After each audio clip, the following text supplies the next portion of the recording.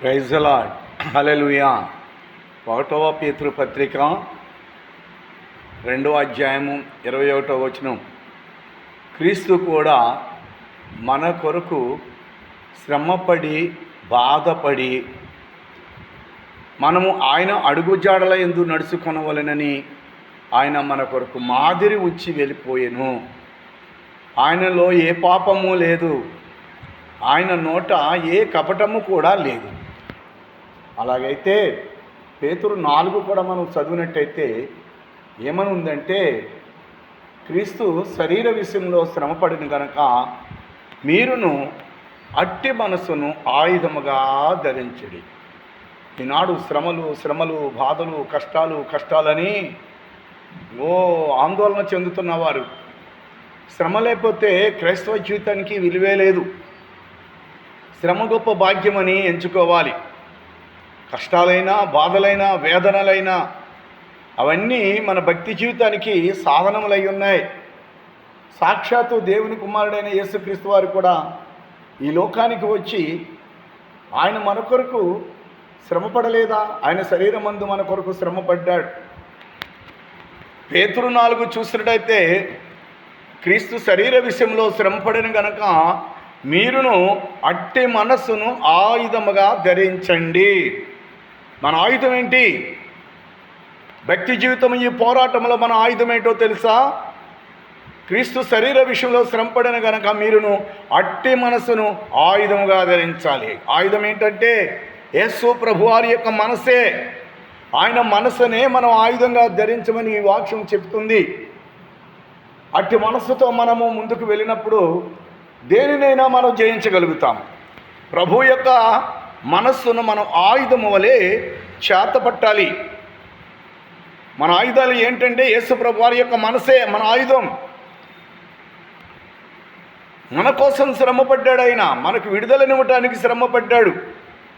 ఆయన దేవుడై ఉండి శరీరధారిగా వచ్చి ఆయన శరీరమందు మన పాపములకు విముక్తిని కలిగజేశాడు. మనందరి పాపములు ఆయన శరీరం మీద వేసుకున్నాడు. ఆ పాపం వలన ఆయన నేరస్తుడుగా మారాడు. ఆ పాపములంటే మన పాపముల కొరకు ఆయన శపితముగా మారవలసి వచ్చింది. ఎంత బాధను అనుభవించాడు, ఎంత శ్రమను అనుభవించాడు. మాటలా ఆయన పొందిన గాయాలు, ఆయన అనుభవించినటువంటి శ్రమలు, అవమానములు, నిందలు, ఈడ్చబడి కొట్టబడి చంపబడి చిత్రవద, మానవుల చేత దేవుని కుమారుడు చిత్రవద అనుభవించాడు. కారణమేంటి? ఆయన చేతకాని వాడు కాదు. ఆయన శక్తివంతుడు. మన నిమిత్తము, మన బలహీనతల నిమిత్తము, మన అపరాధముల నిమిత్తము ఆయన ఆ స్థితికి రావలసి వచ్చింది. అందుకు గల కారణమేంటి? ప్రేమ. ఆయన మన మీద పెంచుకున్న ప్రేమ. ఈ ప్రేమేనండి శ్రమకి. ప్రేమ అంటూ ఉంటే శ్రమ పడడానికి అంగీకారం అవుతుంది. ఎప్పుడైతే మనకు ప్రేమ ఉంటుందో ప్రేమను బట్టి మనం ఎంతటి శ్రమనైనా సహిస్తాము. పిల్లలు మనం శ్రమ పెట్టిన పిల్లలంటే మనకు ప్రేమ కాబట్టి మనం సహిస్తాము, భరిస్తాము. అలాగే ప్రభువు మన కొరకు ఆయన పరలోకమును విడిచిపెట్టి, సింహాసనమును విడిచిపెట్టి, దేవదూతల అక్కడ ఆరాధన స్తుతులు, మహిమ, ఘనత, ప్రభావాలన్నీ కూడా విడిచిపెట్టేసి రిక్తునిగా ఈ లోకానికి వచ్చాడు. ఈ లోకం ఏమైనా మంచిదా? కాదు. దుర్మార్గులు, దుష్టత్వము, భయంకరమైన ఈ లోకం, భయంకరుల మధ్యకు వచ్చాడు ఆయన. ఆయన ఎందుకు వచ్చాడు? మన మీద పెంచుకున్న ప్రేమ. క్రీస్తు కూడా మన కొరకు శ్రమపడెను.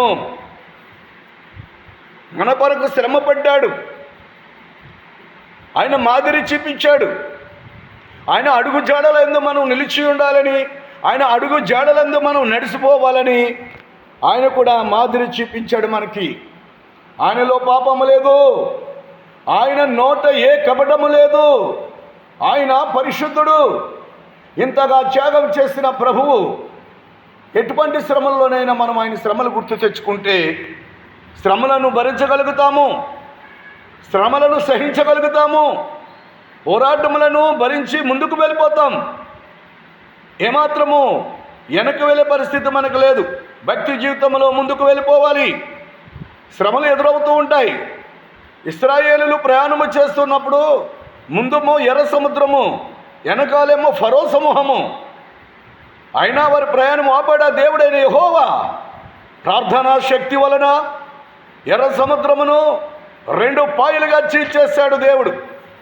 సముద్రం లాంటి ఆటంకములు మనకి ఎదురైనా కానీ ప్రార్థన శక్తి చేత వాటిని మనము జయించవచ్చు. హల్లెలూయా.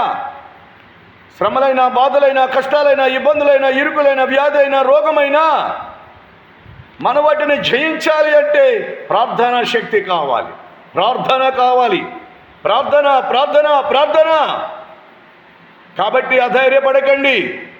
శ్రమలు వస్తున్నాయి, బాధలు వస్తున్నాయి, కష్టాలు వస్తున్నాయి, నష్టపోతున్నాము, అవమానాలకి గురవుతున్నామని చెబుతున్న వారికి 1 పేతురు పత్రిక 2:22 ప్రకారంగా 21 ప్రకారంగా చదివితే క్రీస్తు వారు కూడా మన కొరకు శ్రమను అనుభవించాడంట. మనము ఆయన అడుగు జాడలందు నిలిచి ఉండి నడుచుకున్నట్లు ఆయన మనకి మాదిరి చూపెట్టి వెళ్ళాడంటున్నాడు.